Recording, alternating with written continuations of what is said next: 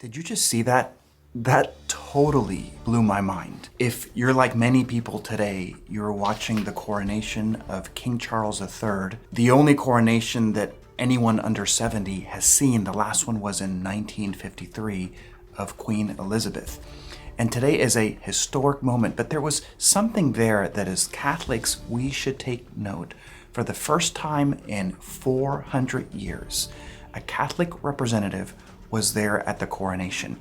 When I first saw them surrounding him just after the coronation and the blessing that they were giving him, I was thinking, are those Episcopalians? Are those Anglicans? I had no idea. We zoomed in and I had to look this up. And yes, Pope Francis did indeed send a representative, Cardinal Parolin.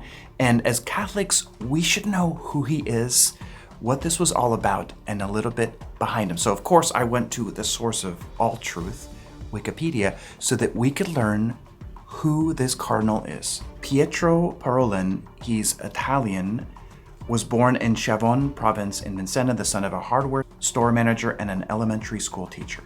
He has one sister and a brother. When he was 10 years old, his father died in a car accident.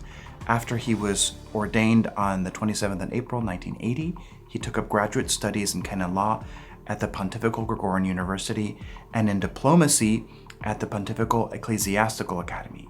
He entered the Holy See's diplomatic service in 1986 at the age of 31. Something that we should take note, that sometimes when a priest is ordained a bishop and then later a cardinal, they don't always serve as leaders of a diocese. As you heard, he is a diplomat. So he has a lot of experience serving in all these different instances, some very difficult and some very dangerous. And hear what he has to say about different situations. The Holy See was credited with playing a major role in the reestablishment of U.S.-Cuba relations. Parolin moderated the October 2014 meeting between Cuban and U.S. officials as their negotiations neared an agreement. In 2015, Parolin was asked whether the normalization of Cuba-U.S. relations pointed toward a new golden age of Vatican diplomacy. He said that the President of the United States has already thanked the Pope for the support he has given to this important step, and said the Holy See diplomacy is always there to help build bridges. I had no idea that he was part of that bridge. In fact, in 2015, I went to Cuba, and that all happened thanks to the Vatican. Later on in May of 2015, after the passage of the marriage equality referendum in Ireland, which extended marriage rights to same-sex couples, hear what he had to say. Parolin said, "I was very saddened by this result. I don't think we can speak only about a defeat for Christian principles, but a defeat for humanity." So he has a more conservative bent. Later on, Cardinal Parolin has stressed the importance of continuity. He believes Pope Francis simply tries to guide the Church to be the Church of Christ and that he is not starting a revolution.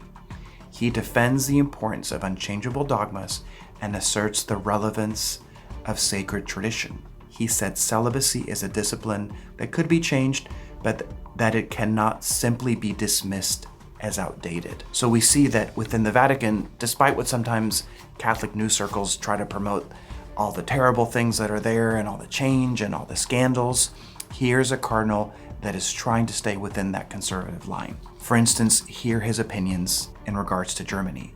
In 2023, Cardinal Parolin said there was a need for dialogue with the German bishops after a recent vote in favor of blessing same-sex unions, insisting that the move does not align with official Catholic doctrine.